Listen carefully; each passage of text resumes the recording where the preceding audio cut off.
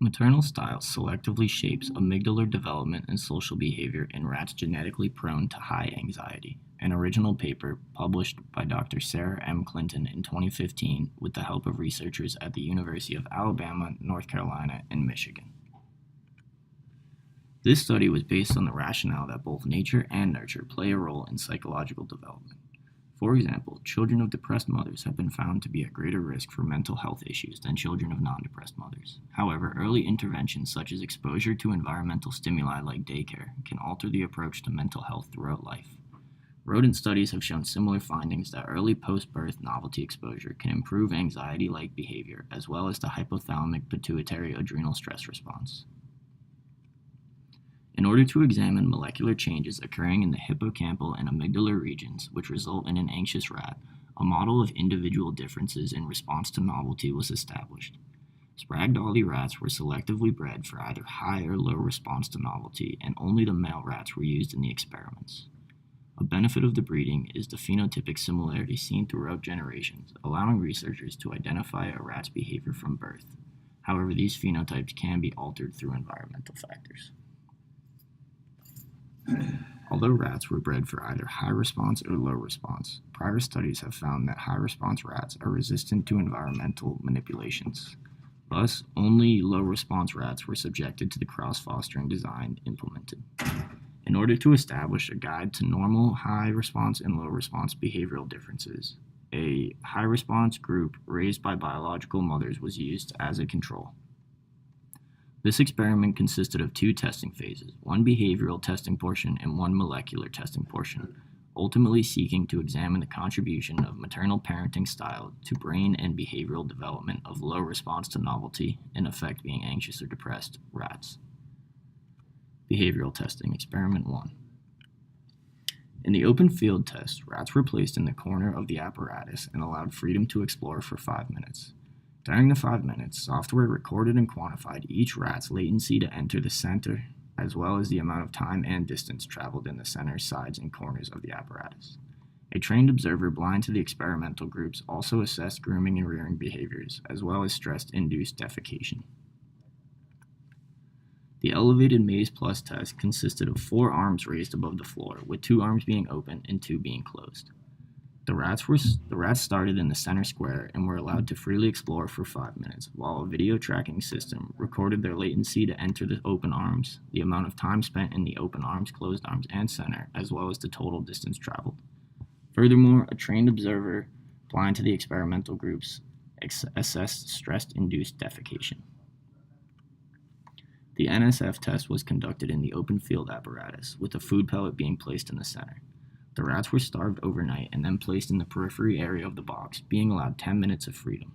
A trained blind observer measured the latency of the rats to touch, sniff, and eat the pellet. In the social interaction test, rats were placed in the same open field apparatus, but this time it included a center interaction chamber containing a stimulus rat. Over the 3-day test period, the rats had 10 minutes each day to freely interact within the apparatus. On day 1, the chamber was empty. On day 2, it contained a male stimulus rat, and on day 3, a female stimulus rat. A trained blind observer scaled each rat's grooming behavior and stress-induced defecation as secondary anxiety measures. During the forced swim test, in the pre-test phase, the rats were allowed to swim or sit in water for 15 minutes. During the test phase, the rats were given 5 minutes in the water, during which a trained observer measured their immobility time. Immobility was considered to be when a rat did only what was necessary to keep its head above water, basically floating. Floating is classically considered an indicator of depressive behavior, so this study focused on that. Molecular testing, Experiment 2. Brain slices were taken from cross-fostered rats at 7, 14, 21, and 75 days, and the punches studied all came from hippocampal or amygdalar regions. During microarray processing, RNA was isolated, purified, and targeted for roughly 26,000 genes at 5 probes per target. Later, quantitative real-time PCR was used to verify select genes found in the analysis. Furthermore, a statistical analysis of the data found throughout all the behavioral tests was conducted. This study found that by cross-fostering low-response children with high-response mothers, distinct molecular changes occurred in the developing amygdalar region but none were seen in the hippocampal region. And also, the adult phenotype could be changed, resulting in less social anxiety behavior. In the open field test, the control group showed high amounts of time spent in the center, as well as large distances traveled. In all three low response groups, minimal time was spent in the center of the apparatus, while the low response, high response foster group had the highest distance traveled among the three low response groups. Unsurprisingly, in the elevated Maze Plus test, the control group spent much more time in the open arms than any of the low response groups, as well as traveling almost twice as much distance.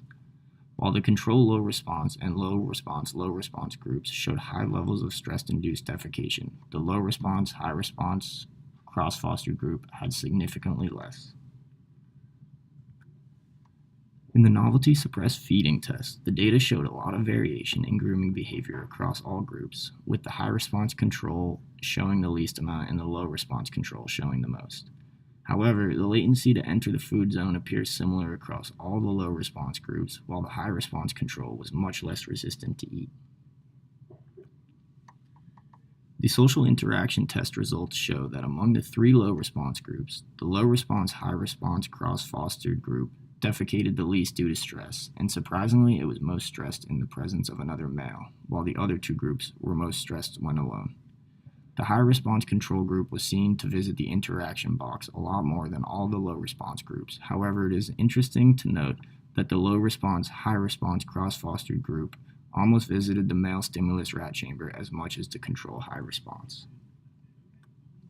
During the forced swim test, the high response control group was seen to spend the least amount of time immobile, while the low response group spent the most amount of time immobile. Among the low response groups, the low response, high response cross-foster group spent the least amount of time floating, yet it was still nearly double that of the high response control.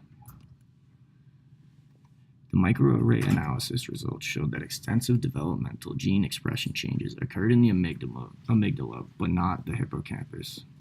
Little to no change was seen to occur in the low response foster group. All groups appeared to show changes around P14, but ultimately only the low response, high response foster group continued to change while the other two returned to normal. Overall, no hippocampal changes were observed. The quantitative real-time PCR analysis took the P75 amygdala dataset and underwent pathway analysis, resulting in 123 pathways expressing differences due to cross-fostering. Many of the pathways are involved with synaptic signaling, glutamatergic signaling, adrenergic signaling, and apoptosis. This study is beneficial due to not only its confirmation of maternal parenting style on subsequent mental health in offspring, but it also allows future researchers to have a guideline of developmental changes in the limbic pathway throughout early life. This study also gives an empirical approach to mitigating mental health issues by exposing young to cross-fostering, as seen by the low response, high response foster group results. Furthermore, previous studies have shown that distinct stimulation of neuronal groups in the amygdala control aspects of grooming, social, and asocial behavior, thus allowing the low response, high response cross-foster group model to be used to study developing amygdala circuit changes in response to social and environmental factors. A future study that can be conducted based off these findings is possibly testing the correlation between behavior and gene expression, specifically measuring to see if any of the top hit genes found in this study are directly impacted by behavioral manipulations. Although this study was meticulously conducted, abiding to all protocols, the data could have been skewed due to the lack of females in the testing group. Another flaw of this study could be the experimental conditions, as all experiments were conducted in dim light. However, this was never calculated or varied, allowing the possible impact of this construct to be ignored. As this study ultimately sought to understand the connection between nature and nurture on young rats, the results can be used for a multitude of things in the real world. For example, these results can be used to present parents with the most effective methods of ensuring a mentally healthy child by introducing new early life environments or even supplementing certain proteins in their diet to ensure molecular mental stability. Also, the results can be used to establish a depression scale, and then children can be subjected to these tests, consequently allowing authorities to identify negligent mothers.